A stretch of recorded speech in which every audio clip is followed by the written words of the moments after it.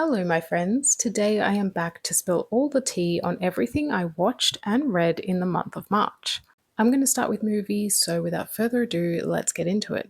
The first film I watched in March was The Lost Boys. This is an 80s movie, I believe. It's a horror comedy. I have never seen The Lost Boys before, and I've always wanted to, so I'm really glad that I took the time to watch it because I loved it. This story takes place in the fictional town of Santa Carla. It's supposed to be like Santa Monica, where vampires basically rule the town. A family moves to Santa Carla and they get swept up in the vampirism, and it goes from there. This movie is so quintessentially 80s. I love the costumes, the music, the vibes. It was just so fun.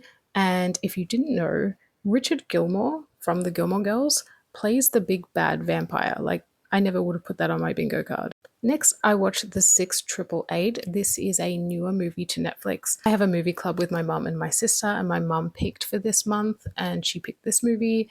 And I really, really, really loved this movie. It made me very emotional. It has a lot of bad reviews. People are saying it's really corny and cheesy, but I liked it. It's based on a true story about women of color that were in the army and they were told to sort all of this mail within a certain time frame, and nobody believed that they could do it, but they did it. It was such an incredible story. It was so touching. And any story that reflects on real life events that uplift women of color, how can you give it a bad review? I then watched Mind Body Spirit. This is a found footage movie on Shudder. It's about a yoga instructor who moves into her late grandmother's house and wants to start like a YouTube channel sharing all her yoga skills and doing yoga lessons. She soon finds a hidden trapdoor in her house that contains all of her grandmother's occult items. And of course, the minute she starts reading from the occult book, bad things start to happen. I felt like this movie was such a missed opportunity. It did not push itself nearly as far as it could have. It was not scary. It was quite boring. I wouldn't recommend it. Then I rewatched Ants. This is one of my favorite animated movies, and I just love Ants because it's really not for kids. And watching it later on as an adult, I'm like, oh my god, the amount of things they said is not G rated. Like, they say bitching, they say anus, they say so many terms that I'm like, not for kids, but I love this movie so much. I can pretty much quote it line for line. Then I saw my favorite movie of the month, maybe my favorite movie of the year, The Rule of Jenny Penn. This movie is everything to me. I got to see it by myself in the cinema, which made my cinema experience even better. It's about a judge who suffers from a stroke and is put into an old folks' home, and there he meets another man who is terrorizing all of the residents. There is definitely a method to the madness. There is a reason why he is terrorizing everybody, and it just gets really dark and really deep, and the acting is just phenomenal. This stars Jeffrey Rush and John Lithgow. John Lithgow is just so good at playing a creepy villain. We've seen him as the Trinity Killer in Dexter, and this is just what he was made for. It was so good. I have not stopped thinking about it, and I genuinely do believe this is my favorite horror movie of the year. Then I watched The Last Stop in Yuba County. This recently came to Shudder, so I thought I'd check it out, and I love this movie. This movie kind of reminded me of a Quentin Tarantino film, sort of like The Hateful Eight. It's about a knife salesman who arrives at this diner wanting to fill up on petrol, but petrol is delayed, so he sits in the diner while he waits for the fuel truck to arrive. And at the same time, two bank robbers on the run stop by as well.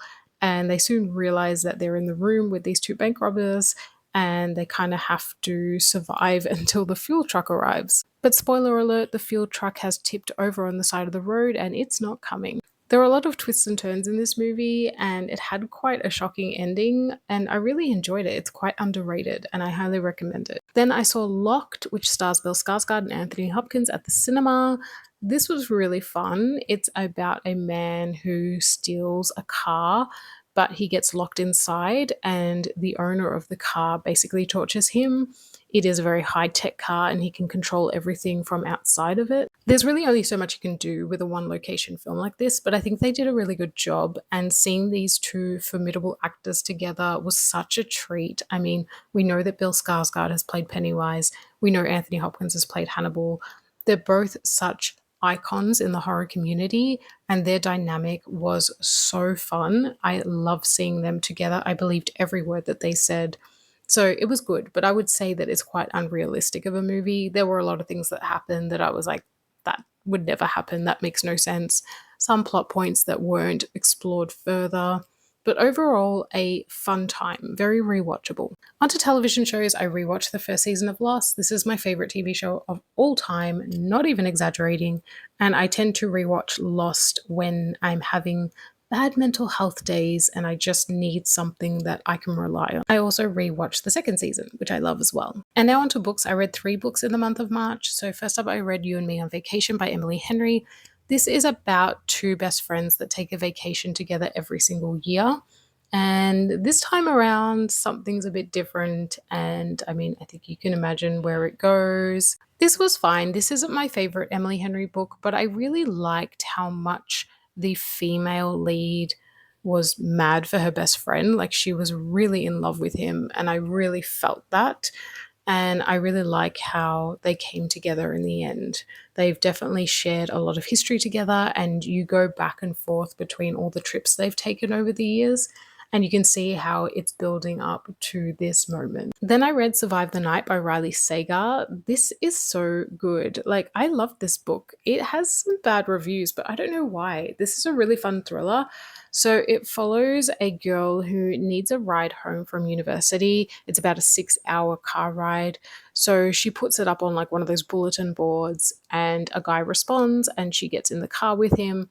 And it isn't long before she realizes that he is most likely a serial killer, and she has to survive the night with him in the car and get really resourceful in order to survive. This book has so many twists. Like, just when you think you figured it out, you haven't. I loved it. I flew through it. Like, books like this are just so easy to digest because they're such page turners. And even though people say that she makes a lot of stupid decisions in this book, I do agree. She does make a few questionable choices, but she also has reasons for her choices. She's really, really traumatized by past events to the point where she's dissociating constantly. And we don't know what we would do in that situation. So I really enjoyed this one. And of course, I finished Sunrise on the Reaping by Suzanne Collins. And oh my God, one of my favorite books of the year, one of my favorite Hunger Games books. We have been waiting for Haymitch's story for years, and we finally got it, and it did not disappoint. This was so emotional. I can't believe how much I cried, especially with the epilogue. It really tied everything together by the end. Haymitch really is such a wonderful character, and he's just so deep and layered, and getting to learn how he survived the games and all the people that he lost along the way was really, really heartbreaking. This is such a masterpiece of a book, and Suzanne Collins should be so proud of the way that she delivered this. You know, it had a lot riding on it because people have been waiting for years.